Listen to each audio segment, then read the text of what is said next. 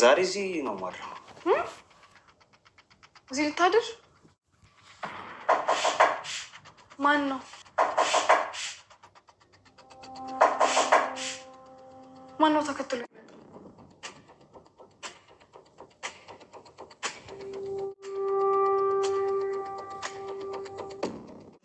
አንተ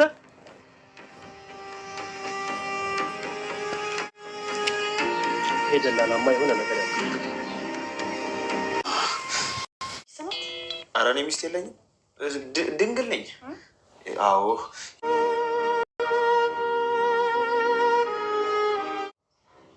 አሜን። ይሄ ቤት የኔ ቤት ነው። ቆይ ለምንድን ነው በተደጋጋሚ ይሄ ቤት የኔ ነው የምትለው? የኔ ስለሆነ ነዋ።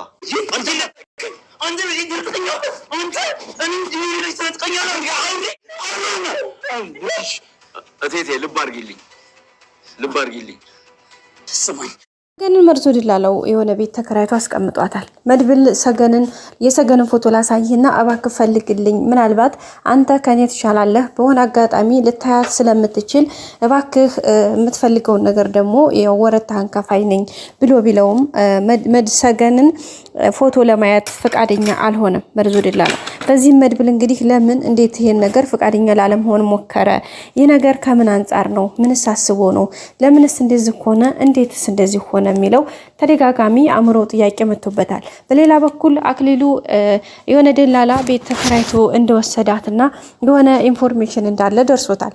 ፈልጉልኝ፣ እዚህ ምን ጋር እንደማይረባ ደላላ አለ፣ እሱንም ይጠየቃል። እናንተም ባላችሁበት እንደዚህ ምትላላችሁ፣ ለኔ እንደዚህ አይነት መልእክት መላኩን ተውትና እያንዳንዱን ነገር ከየት ወዴት ከምን እስከ ምን ያለውን ነገር አጣርታችሁ አትነግሩኝም ወይ? ለምንድነው ዝም የምትሉት? እንዴትስ አስባችሁ ነው? ለምንድነው እንደዚህ የምትሉኝ? እያለ እንግዲህ እየቀወጠው ይገኛል። እዚህ መካከል ላይ የተፈጠረው ነገር ትንሽ ከበድ ይላል። እንዳጠቃላይ ዞሮ የሆነውን ነገር ለመቀበል ዝግጁ የሆነ ይመስላል። መድብል በዚህ መካከል ላይ ግራ ገብቶታል። ወዴት እንደሚሄድ ትንሽ ነገሮች ከበድ ብለውበታል። እንዳጠቃላይ በሱ በሚችለው መልኩ ነገሮችን ለማወቅ ሁኔታዎችን ለማጣራት ከአንዳንድ ብዙ ነገሮችን ቢሞክርም ግን አልተሳካለትም። በሚያሳዝን ሁኔታ ቀንም ሌትም እስካሁን ድረስ ከቤቱ አልገባም። በሷም ፍለጋ የሚችለውን ነገር ሁሉ አደረገ መድብል። ከአንዳንድ ወጣ ወረዴ ቀንም ሌትም ፈለጋት አስፈለጋት። ሰዎችንም እንግዲህ በሚችለው ፎቶዋን አሳይቶ እንዲፈልጉለት የሚችለውን ሁሉ ሞክሯል፣ ግን አልተሳካለትም።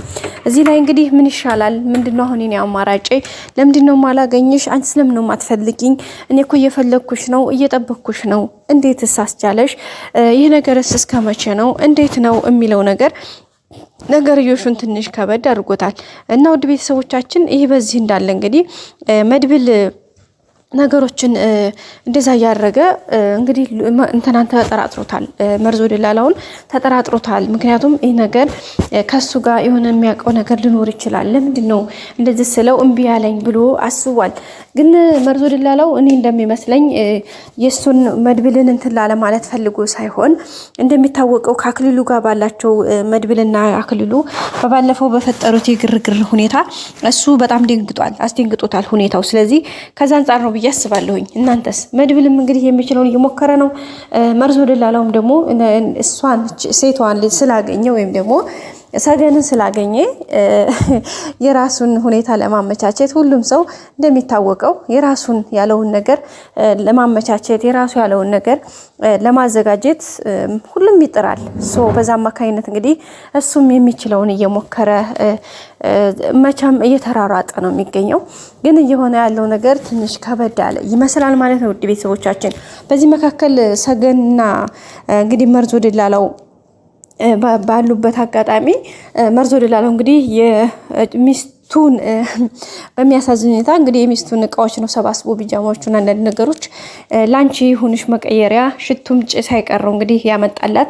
ስለዚህ ዛሬ ይሄን ይዤልሽ መጥቻለሁኝ። እኔም ልዙ ነው ማድረው፣ እኔና አንቺ ልዙ ነው ማደር ያለብን፣ አንድ ላይ እናድራለን። ምክንያቱም እኔ ላንቺ ብዙ ነገር እያደረኩኝ ነው፣ ስለዚህ አብሬሽ ልደር እያላት ነው የሚገኘው። እሷም ደግሞ እንዴ በጭራሽ እንዴት እንደዚህ ታረግ ትችላለህ? በጭራሽ እንዴ ይሄማ ነገር በፍጹም ሊሆን አይችልም። እንዴት አሰበከው ለምን እያለች ነው የምትገኘው።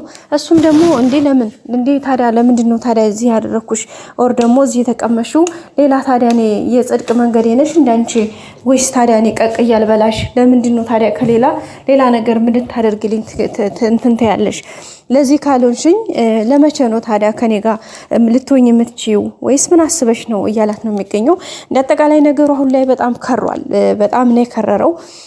ምክንያቱም ከአንዳንድ እንደምታዩት እዚህ ጋር የአክሊሉ ሁኔታ የሞገስና የሉላ ሁኔታ በተለይ ደግሞ አክሊሉና ሞገስ ያላቸው አሁን ላይ ሪአክሽን በጣም ከባድ ነው። ሌላው ደግሞ አክሊሉ ተስፋ ቆርጧል። አሁን ላይ ያገኘውን ሁሉ ጥረግ አይነት ስሜት ውስጥ ገብቷል። ምክንያቱም አሁን ላይ በጣም ብዙ ነገሮችን አይቷቸው ሁሉም ነገር ከእጁ እንዳፈነገጠ ከሱ እንዳመለጠ ብዙ ነገሮችን አይቷል። ስለዚህ ይሄ ደግሞ በጣም ከባድ ከመሆኑ የተነሳ እንግዲህ ከአቅሙ በላይ እንደሆነ ገብቶታል ማለት ነው ቤተሰቦቻችን። ምክንያቱም ከአንዳንድ እንደሚያየው እዚህ ጋር የሰገን መጥፋት እስካሁን ያለ መገኘቷ ጉዳይ እንዴት 10 ሰው አሰማርቼ እንዴት አንድ ሰው ማግኘት ያቀታቸዋል? ሁለተኛ ደግሞ የመቃብሩ መቀፈር ጉዳይ እንደዚሁ ሌላ ጥያቄ፣ የመድብልን ጀግንነት እንዲሁ ደግሞ ቀድሞ ስለሚያውቅ እሱም ደግሞ ሌላ አሳሳቢ ሆኖበታል። ከዚህ በተጨማሪ ደግሞ በጣም ትልቁና ከባድ የሆነበት ነገር ቤቱ ከእጁ ሊወጣ እንደሆነ የተነገረበት መንገድ ነው። እሱን እንግዲህ ከቤት እሱ እንዴት ነው የሆነው? በሚገርም ሁኔታ እንግዲህ የቤቱ ባለቤት የሞገስ እናት የት እንዳለች ራሱ አያውቅም። ምክንያቱም ኦልሬዲ በራሴ እጅ አድርጌያለሁኝ ታንዳንድ እንግዲህ በቁጥጥር ስር ውሏል ብሎ ያሰበው ቤቱ እንግዲህ ከ10 ዓመታት ከስንት ዘመናት በኋላ ከቤት ቁጥጥር መሬት አስተዳደር ተደውሎ ይሄ ነገር ሲነገረው በጣም ግራ ገብቶታል። በጣም ማለት ነውና እሱ ነገር እንግዲህ የአእምሮ ጥያቄ ሆኖበት ጥያቄውን የማይመለስ ጥያቄ ታውቃላችሁ። አንዳንዴ በቃ ከቁጥጥር ውጭ እንደሆነ ነው አሁን ላይ የተረዳውና እሱን ነገርም ለማስተካከል እንግዲህ ሁሉም ነገር ሰዓቱ ራሱ የረፈደ እንደሆነ ነው የተረዳው እዚህ ጋር። ስለዚህ እንዳጠቃላይ እንግዲህ ቤተሰቦቹ በጣም ከባድ ውስጥ እንደሆነ ነው አክሊሉ የተረዳው ማለት እሱ ራሱ ገብቶታል አሁን ላይና እንዴ ቆይ ሌላውን ሲቅር ሌላውን ነገር ኦኬ ችግር የለውም ብዬ ልቀበል፣ ግን እንዴት ቤቱ በእኔው ቁጥጥር ውጭ ይወጣል እንዴት እያለ ነው የሚገኘው። በአጠቃላይ ደግሞ እንግዲህ እናትየዋ ደግሞ የእሱን ባህሪ ያለማወቋ ደግሞ ሌላ ተጽዕኖ ፈጥሮበታል። ምክንያቱም ድሮ የምታውቀው ልጇ አክሊሉና አሁን ያለው ልጇ አክሊሉ በጣም የተለያየ ጸባይ እንዳለው እናትየዋ የማታውቀው እቴቴ አሁን ላይ እያሳያት ያለውን ነገር በጣም ግራ ተገብቷታል። እንግዲህ በቀደም በጧት እንዳያችሁትኝ ሲጋራ እያጨሰ ባለበት ሰዓት ላይ ነው የደረሰችውና በእግሩ ረግጦት ነበር አጋጣሚ እና በቃ ምንድነው ሲጋራ ጭራሽ ታጨሳለህ ምናምን ብላ ስትጠይቀው ኧረ እቴቴ በፍጹም ነው ያላት። ምክንያቱም እናትየዋን ለማሳየት ስለማይፈልግ ግን በመጨረሻ አይታበታለች። በዛም እንግዲህ በጣም ነው የደነገጠችው። እሷም ደንግጣለች፣ እሱም ደንግጧል። ምክንያቱም ይሄን ማንነቱን እናትየዋ እንዲታቅበት አይፈልግም። አሁን ራሱ የሚገርማችሁ እኔስ እሺ ችግር የለውም ይሄ ቤት እንትን ቢባል እንዴ እቴቴስ በተለይ ደግሞ የመድብልን ጉዳይ ሲያስብ ልጅቱ መጥፋቷን ልጅቷም ኢቭን አንደኛ ሊያገኛት ይችላል፣ ሁለተኛ ደግሞ ካገኛት በኋላስ የሚሆነው ነገር እንዴት? ምክንያቱም ካገኛት በኋላም አይለቀኝም እያለ ፍራቸውም ሌላ አሳድሮበታል። በቀጣይ ምን አዲስ ይገኝ ይሆን? አብረን የምናየው ነው የሚሆነው። ላይክ፣ ሼር፣ ሰብስክራይብ ያደርጋችሁ አብራችሁ ቆዩ። ባይ ባይ።